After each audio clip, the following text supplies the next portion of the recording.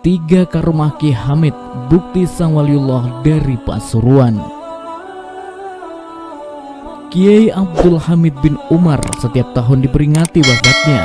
Haul kali ini berlangsung Rabu 6 November 2019 dihadiri sejumlah tokoh.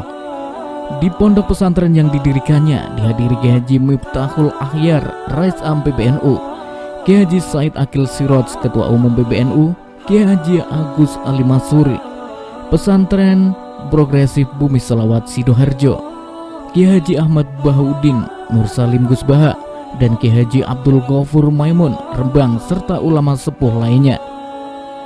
Untuk mengenang sang waliullah, berikut ngopibareng.id menyajikan riwayat singkat dan karomah-karomahnya.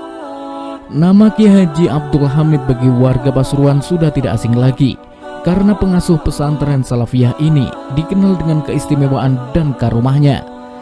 Abdul Hamid begitu nama pria yang dilahirkan pada tahun 1333 Hijriah di Desa Sumbergirang, Lasem, Rembang, Jawa Tengah.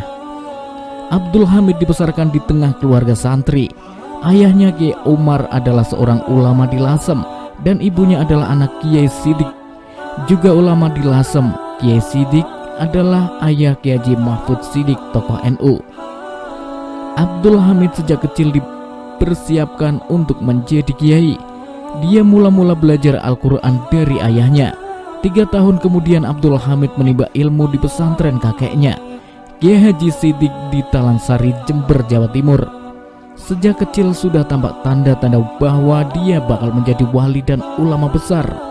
Konon pada usia 6 tahun, dia sudah bertemu dengan Rasulullah Shallallahu Alaihi Wasallam dalam kepercayaan yang berkembang di kalangan warga NU, khususnya kaum Sufi. Rasulullah Shallallahu Alaihi Wasallam walau telah wafat, sekali waktu menemui orang-orang tertentu, khususnya para wali, bukan dalam mimpi saja, tapi secara nyata. Berikut di antara karomah Kiai Hamid Pasuruan. Karomah pertama, serupa wujud di tempat lain. Salah satu karomah Kiai Abdul Hamid yang dipercaya warga Pasuruan adalah bisa berada di tempat lain dengan wujud serupa. Hal ini terjadi saat Habib Bakir Mauladawilah bertandang ke pesantrennya. Sang Habib yang pernah berguru dengan Al-Ustazul Imam Al-Habr Al-Kutubul Al-Habib Abdul Qadir bin Ahmad bil Faqih diberikan ilmu untuk bisa melihat sesuatu yang gaib. Pada suatu kesempatan datanglah Habib Bakir menemui Kiai Abdul Hamid Pasuruan. Ketika itu di tempat Kiai Haji Abdul Hamid banyak sekali yang datang untuk meminta doa atau keperluan yang lain. Setelah bertemu, Habib Bakir merasa kaget. Ternyata orang yang terlihat seperti Kiai Haji Abdul Hamid sejatinya bukanlah sang kiai, karena yang ditemuinya adalah sosok gaib yang menyerupai. Kemudian Habib Bakir mencari di manakah sebetulnya Kiai Haji Abdul Hamid yang asli berada. Setelah diselidiki dengan ilmu kanuragan, Habib Bakir terkejut karena sang kiai tersebut tengah berada di tanah suci Mekah. Karomah Kiai Haji Abdul Hamid juga pernah ditunjukkan terhadap seorang Habib sepuh yang datang kepadanya, karena sang Habib menanyakan kemana sang kiai pergi ketika digantikan oleh sosok gaib yang menyerupainya. Kiai Hamid tidak menjawab, hanya langsung memegang Habib sepuh tersebut. Seketika itu kagetlah Habib sepuh tadi melihat suasana di sekitar mereka berubah menjadi bangunan masjid yang sangat megah.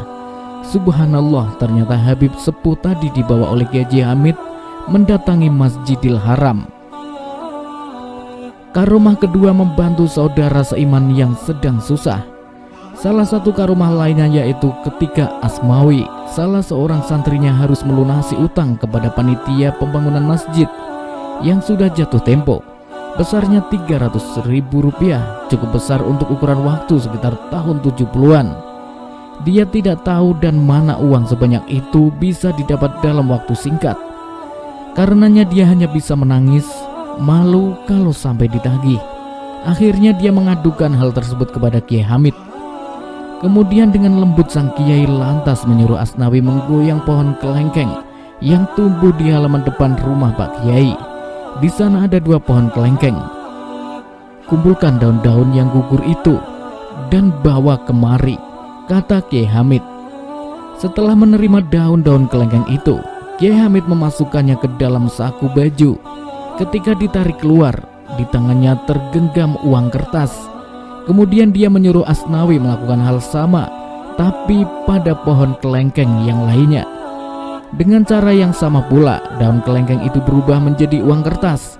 Setelah dihitung Asnawi, jumlahnya Rp225.000, masih kurang Rp75.000. Tiba-tiba datang seorang tamu menyerahkan uang tunai Rp75.000 kepada Kiai Hamid. Lalu uang itu diserahkan ke Asmawi. Karomah ketiga membaca keinginan umat.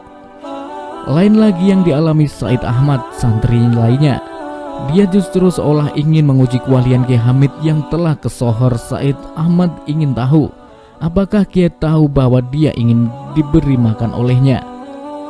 Ketika sampai di pesantren milik sang Kiai, kebetulan saat salat Isya sudah masuk, dia pun ikut sholat berjamaah. Usai sholat, dia tidak langsung pulang, melainkan menunggu sampai jamaah pulang semua. Lampu teras rumah Kiai Hamid pun sudah dipadamkan, pertanda pemilik rumah siap-siap beristirahat. Dengan demikian, dia pikir niatnya berhasil, yaitu bahwa keinginannya untuk ditawari makan oleh Kiai tidak diketahui. Lalu dia pun melangkahkan kaki meninggalkan masjid. Ternyata dari rumah Kiai Hamid ada yang melambaikan tangan kepadanya. Dengan langkah ragu dia pun mendekatinya. Ternyata tuan rumah sendiri yang memanggilnya. "Makan di sini ya," kata Kiai Hamid sambil senyum. Dia pun diajak masuk ke ruang tengah. Di sana hidangan sudah tersaji. "Maaf, lauknya seadanya," kata Kiai santai. "Sampan tidak bilang-bilang sih." Said tersindir, dan sejak itu dia percaya Kiai Hamid adalah wali. Demikian seperti beredar dari media Ahlus Sunnah wal Jamaah. Wallahu a'lam bishawab.